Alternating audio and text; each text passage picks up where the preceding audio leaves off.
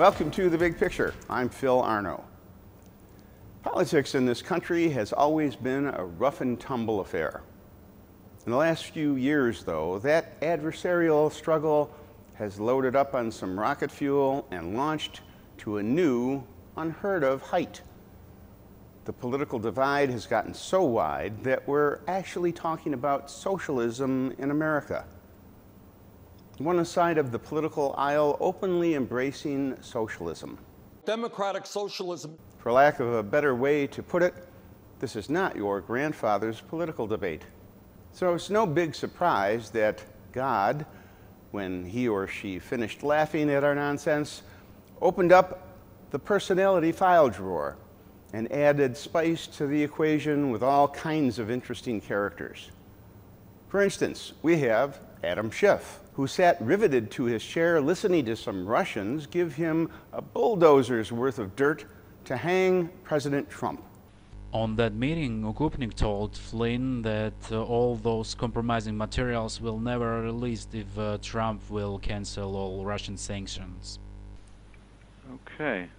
Well, obviously we would welcome a chance to get copies of those recordings. So we will try to work with the FBI to figure out, along with your staff, how we can obtain copies of those. Schiff was so excited he was ordering the ticker tape until he found out that it was all a practical joke, recorded by some well-known Russian pranksters, Vokan and Lexus.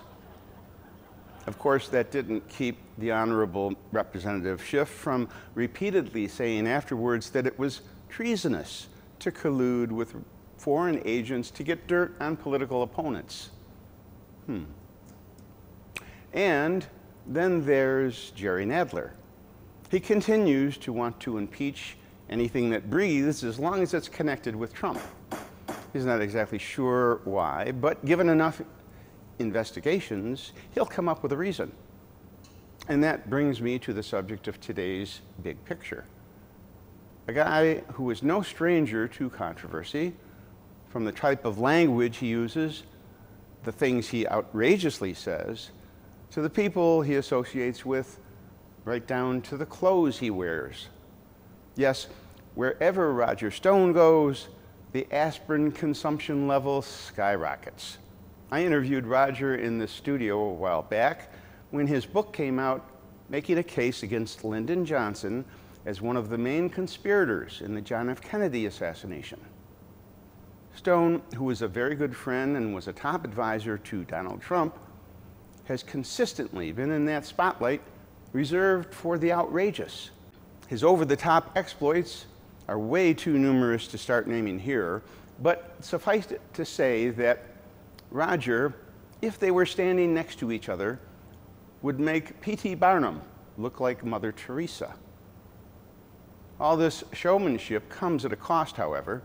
In January, a team of 29 FBI agents, including SWAT team, all armed with automatic weapons and wearing body armor, K-9 units, armed patrol boats, along with 17 emergency vehicles, all with flashing lights, surrounded his house during the pre-dawn hours to demand his surrender. They handcuffed him in his pajamas while searching his house in front of his terrified wife, all because Robert Mueller was investigating a white-collar crime, which normally comes with a call to a lawyer asking for his client just to make an appearance. A little overboard? Don't get me started. So recently, Roger came to town as part of an effort to raise money to help pay for some of his estimated $3 million or so in legal defense fees it's going to cost him to fight Robert Mueller's accusations. I got to sit down with Roger, and although he is prohibited from talking about his case, we did have the opportunity to discuss a lot of what's going on in this country today. A simple rundown of the people who are running on the Democrat side for president. What do you think of the candidates? Well, first of all, I think the greatest obstacle to the president's reelection is the overconfidence of his supporters. I have enormous confidence in Trump's ability as a campaigner, as a communicator, But I think it would be a mistake to look at that stage and think that none of these candidates would be formidable if nominated. Because once nominated, the coalition of the Democratic left and their handmaidens in the so-called fake news media will close ranks behind whoever is selected, and I think that candidate will be more than viable.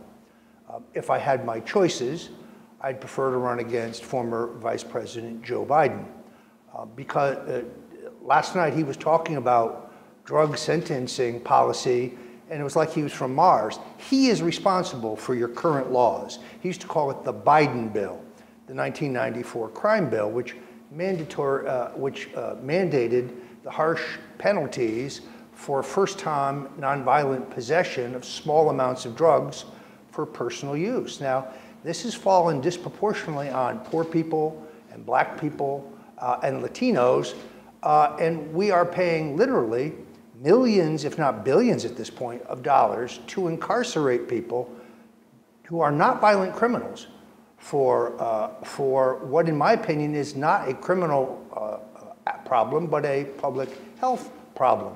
Joe Biden needs to wear that. He is responsible for it. And to try to walk away from it now, while President Trump is signing sentencing reform, giving many of these people a second chance, that's one reason why I like to run against Joe Biden. That being said, who do you think will get the nomination? Do you think it'll be Biden? I think it's a wide open race. I mean, I do think that there is a tremendous shift in the Democratic Party toward its socialist wing. And oddly enough, Joe Biden may be too conservative to win the nomination. That's a heck of a thing to say, because I think he's a traditional liberal Democrat. The candidate I would watch most closely, the candidate I think has the greatest potential in that party, is Elizabeth Warren. First of all, she's better organized than anyone else in both Iowa and New Hampshire. Secondarily, she is a very skilled debater, and she's very clever. She's able to hide her socialist agenda, her radical agenda, behind a facade of populism. So, for example, she wants to break up Google. I want to break up Google. She hates the big banks. I hate the big banks. She doesn't like Wall Street. I don't like Wall Street. By the way, Donald Trump doesn't like Wall Street either. So I think that Republicans make an enormous mistake to underestimate her. And frankly, you can call her Pocahontas all you want, but it's an old joke now. It's not going to be enough to slow her down. So I think she's the one to watch. Bernie Sanders, sadly, is a man whose time has come and gone. He just comes across as a cranky, strident, angry old man. And he said it last night himself. He was the chairman of the Veterans Affairs Committee in the Senate. He's a disgrace. The fact that our veterans don't have health care, many of them are homeless, that they have these terrible problems with PTSD. You Chairman Bernie, this is your fault. What have you done? Where's your record of improving the plight of American veterans? The sad truth is, in America today, if you're an illegal immigrant or you're an Islamic radical terrorist, you're treated better than the men and women who have served this country and are in distress today, and I find that disgraceful. The movement towards socialism seems to have accelerated a lot lately. Is there something, I call this program The Big Picture, and I like to look behind the obvious. Is there a reason why that has gathered such momentum? Is it some money agenda? Is it some power agenda? Or is it some outside influence outside of America? But what drives the interest in socialism? Well, I think we have a political realignment going on in this country. And a party, for example, the party of John F. Kennedy, the party of Harry Truman, that will not stand up against radical Islam, will not stand up for Israel, that's almost unthinkable. That party is lurching to the left because that's where the base of their primary voters are. When you have a candidate talking about paying reparations, that's a radical solution. But if you took a poll of Democratic primary voters, that would be a popular idea. I don't think there are any working class voters left in the Democratic Party. I think that they have become a party of special interests, whether it is labor unions or some radical minority groups or socialists. I don't see where the working class, blue collar, we used to call them Reagan Democrats, Where are they now? Well, I'll tell you where they are. They're for Donald Trump. And so there's no really underlying reason to go to the left in socialism? It's just something that's kind of gathered momentum? Well, I think part of the problem here is the Democratic Party has empowered these people, has nurtured them, and then they wake up and find out they've been taken over.